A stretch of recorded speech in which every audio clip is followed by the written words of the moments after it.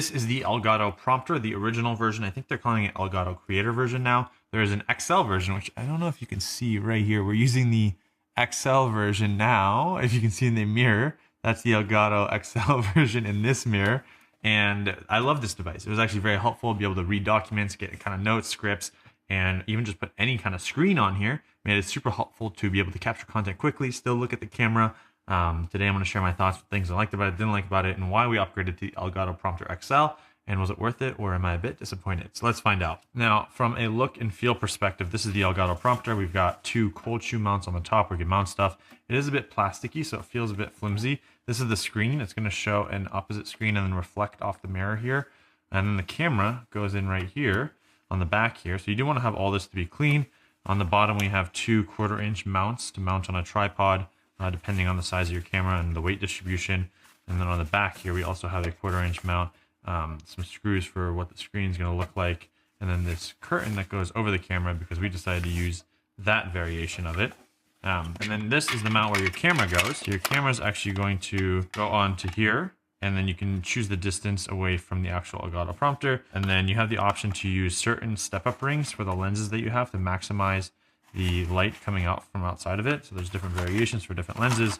You just got to make sure you have the right size for your lens if you want to go this route, right? We thought that was a bit too complicated, so we ended up going with the route where, oh look, you also have a Facecam Pro version. Oh, we had to go that route. So then you slide this piece here. I think this is the version we had for our lens.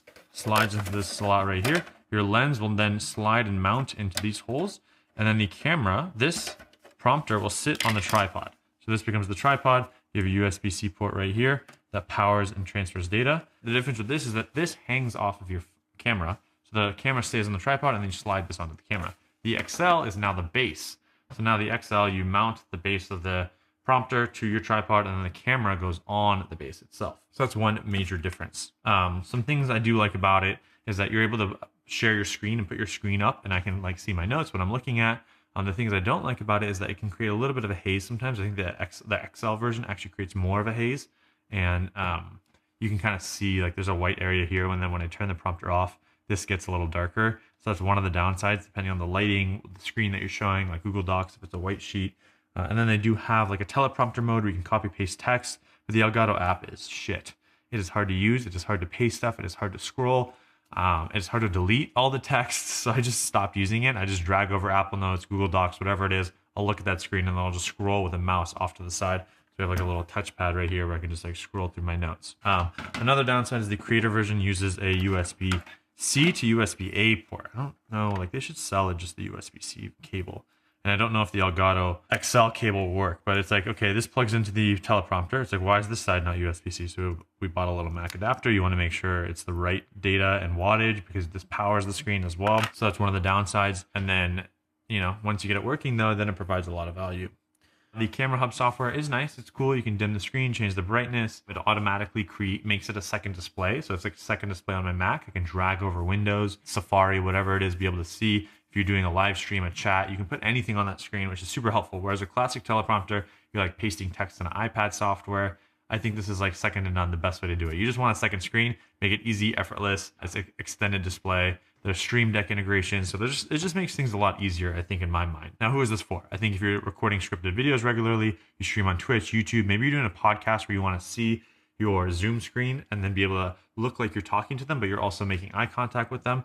This is a great way to do that. If you already own a lot of Elgato products, like I have a Stream Deck, I actually think one of my friends is borrowing it. I need to get it back. This is the way to do it. If you don't want to purchase a second iPad, iPhone, because a lot of these teleprompters just provide the unit and then you have to put your own device there with a specific app that will flip the screen and everything, so it gets a bit harder to use. That's the way to do it. And we'll have a link down below. Click that link, it helps support the channel. Now, the classic version is a 9-inch screen. I think the XL is like a 15-inch screen. It's almost twice as big. That one's 1080p. This is a 1024 by 600 pixel resolution, 60 hertz refresh rate, beam splitter glass for the reflection to minimize kind of any interference into the lens. It's USB-C, USB 3.0 interface, display link technology for Mac compatibility, and it works with cameras from 49, 52, 55, 58, 62, 67, 72, 77, and 82 millimeters. If you have a larger lens that's more zoom, and then if it's just a larger thread size and you have to put this farther away, it's going to be harder to see the screen. So it works really good with, you know, average size lenses. If your lens is really wide, part of the teleprompter might actually fall on the screen as well. So you can't go too wide either. I think that Focal length up to 20 millimeters is what it supports, full frame. So if you go any wider, like 16 millimeters, you're going to see some vignetting or the outsides of the glasses. That's something to keep in mind. And then it has the 2 cold shoe mounts. I didn't use these, but you can mount like a microphone or something you want on there for audio.